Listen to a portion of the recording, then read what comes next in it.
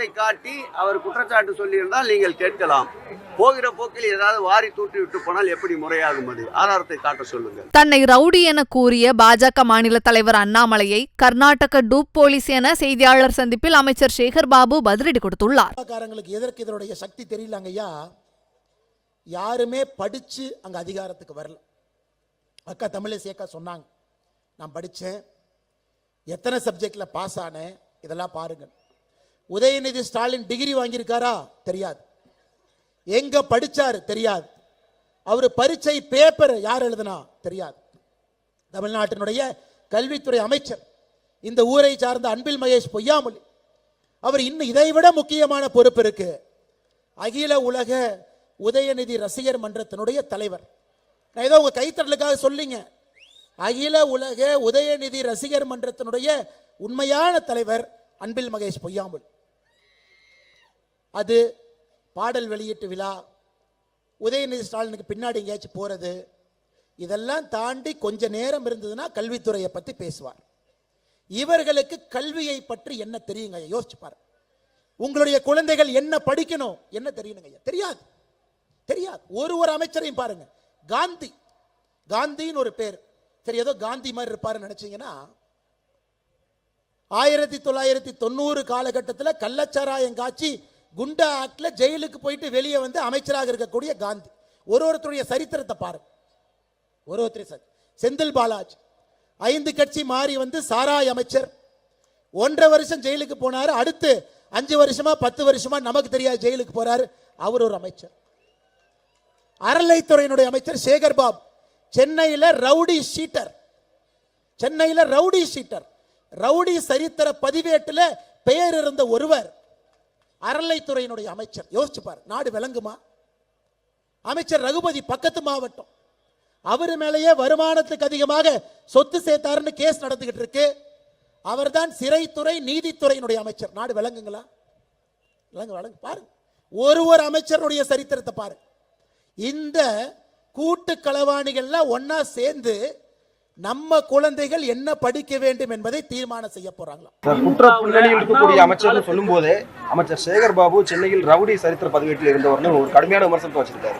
அவர் அண்ணாமலை வந்து அங்க வந்து டூப் போலீஸ் லஞ்சம் வாங்கின பேர் வழின்னு நான் கூட கடுமையான குற்றச்சாட்டு வைக்கிறேன். ஆதாரம் எல்லாம் எது வேணா வாய்ப்பு மாங்காய் புல் பேசுவதெல்லாம் பத்திரிகையாளரும் அதை திரும்ப சொல்வது எப்படி நியாயம்?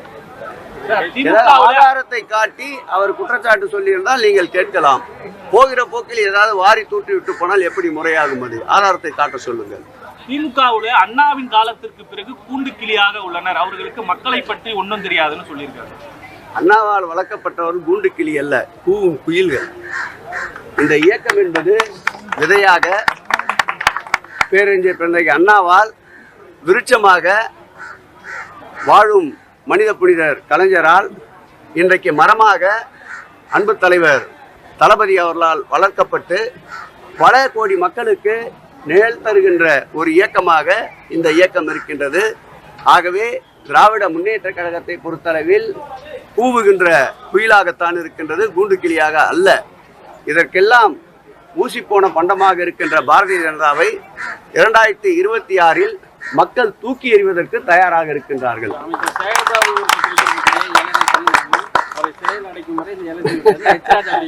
சிறை கெஞ்சாத சிங்கங்கள் தான் திராவிட முன்னேற்ற கழகத்தவர்கள்.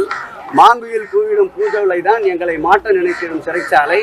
அவரை போல் வாய்க்கு வந்ததெல்லாம் நீதிமான்களையே அவர் தலைக்கு மேல் இருப்பதற்கு ஒப்பாக பேசுபவர் நாங்கள் அல்ல. எங்களுக்கு கற்றுக் கொடுத்தவர்கள் கடமை, கண்ணியம், கட்டுப்பாடு ஆகிய கொள்கையின்படி செயல்படுபவர். வரட்டும், சிறை என்றாலும் சிரித்த முகத்தோடு எதிர்கொள்வதற்கு தயாராக இருப்பதுதான் திராவிட முன்னேற்ற கழகம். 2026 தேர்தலில் 200 தொகுதிகளை வெல்வோம் என்று ஒரு மாய உலகத்தில் இருக்காங்க. கும்முடி பூண்டியை கூட தாண்டாதவர்களுக்கு பாரத நாட்டை பற்றி என்ன தெரியும்? அதே அண்ணாமலை சொல்லியிருக்காரு. இன்றைக்கு ஒன்றியத்தையே எங்கள் மாண்புமிகு தமிழக முதல்வர் இந்தியாவினுடைய வரைபடத்தின் கீழே இருக்கின்ற தமிழ்நாட்டை இந்தியாவுடைய வரைபடத்திற்கு மேலே இருப்பவர்கள் அத்தனை பேரும் திரும்பி பார்க்கின்ற ஒரு நிலையை ஏற்படுத்தி இருக்கிறார் என்றால் அது கும்முடி பூண்டியா அல்லது டெல்லி செங்கோட்டையா என்பதை ஏற்கனவே நடந்து முடிந்த தேர்தலில் 40க்கு 40 என்று பெற்று அலறவிட்டு இருக்கின்றோம். 2026 200 என்பது நிச்சயம். 234 என்பது லட்சியம் என்றுதான் எங்களுடைய பயணம் அமைந்திருக்கின்றது. அவங்களுக்கு ஒரு கேள்வி. அதான் உப்பு சப்பையில நீ அதை பத்தியே பேசிக்கிட்டு இருக்கிற. பயம் பிரட்டி போடுகின்றது. ஒன்றியத்தை இணைக்கின்ற வலுவுள்ள ஒரு ஒருங்கிணைப்பாளராக அதிரடியாக களத்திலே நின்று இரும்பு மனிதன் என்று வல்லபாய் பட்டேலுக்கு பிறகு போற்றப்படுகின்ற ஒரு முதல்வர் இருக்கின்ற மாநிலம் இந்த மாநிலம். இவரை பார்த்து இப்படி உப்புச்சப்பில்லை என்பவர்களுக்கு 2026 மக்கள் சப்பை கட்டை கட்ட தயாராக இருக்கின்றார்கள் என்பதை தெரிவித்துக் கொள்கிறேன்.